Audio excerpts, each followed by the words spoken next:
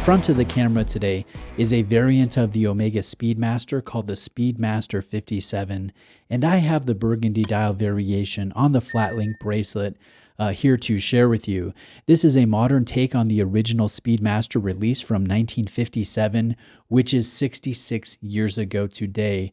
Now, the main things that I love about this watch is the slightly smaller 40.5 millimeter case size, and I say smaller when I compare this to the more popular Speedmaster Professional or Moon watch, which comes in at 42.2 millimeters.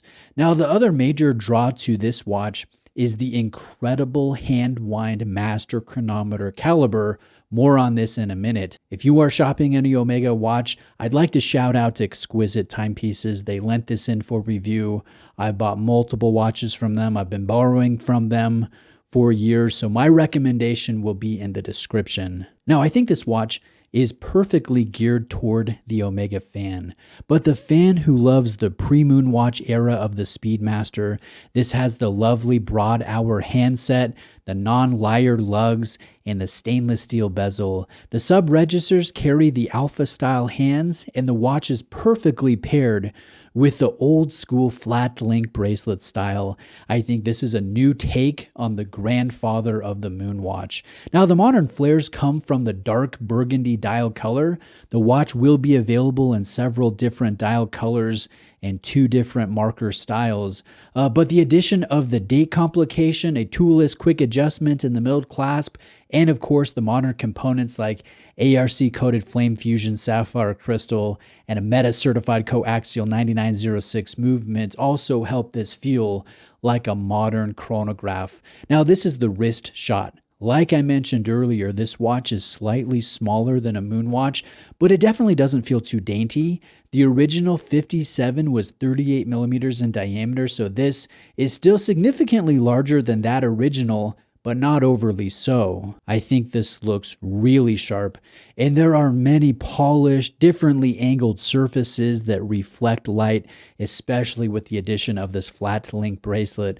A wrist roll really shows this off very well. Now, with how short the links are, paired with that patented comfort release adjustment system, as Omega calls it, you should be able to dial in a really good fit.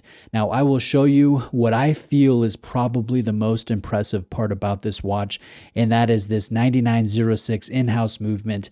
This is the 44 jeweled hand wind only column wheel chronograph caliber, and it will boast 60 hours of power reserve and a full 4 hertz beat frequency, which is a little bit more than many Omega calibers. Now, this movement is a certified master chronometer, meaning it has been tested exhaustively while the movement is cased. It is accurate, shock resistant, and magnetic resistant, and arguably one could go anywhere and do almost anything while wearing this caliber. The movement has a free-sprung balance with a silicone hairspring. It will be anchored in 2 different positions for stability. The escapement system is the George Daniels designed coaxial style, meaning it is just designed to decrease friction and increase the longevity needed between service intervals.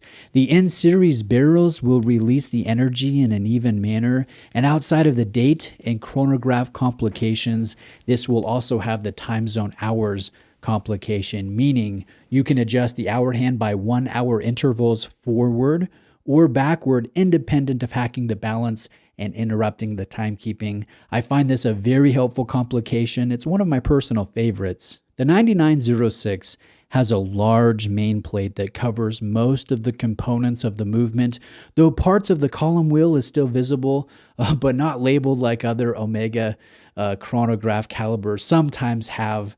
Note the arabesque finishing spiraling from the balance, the heartbeat of the movement.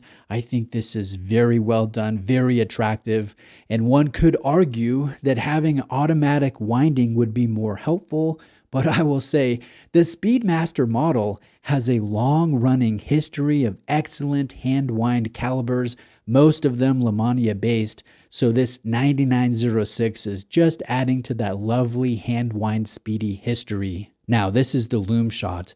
It's not dive watch levels of bright, nor bitone in the application, but it's pretty good for a racing-inspired chronograph.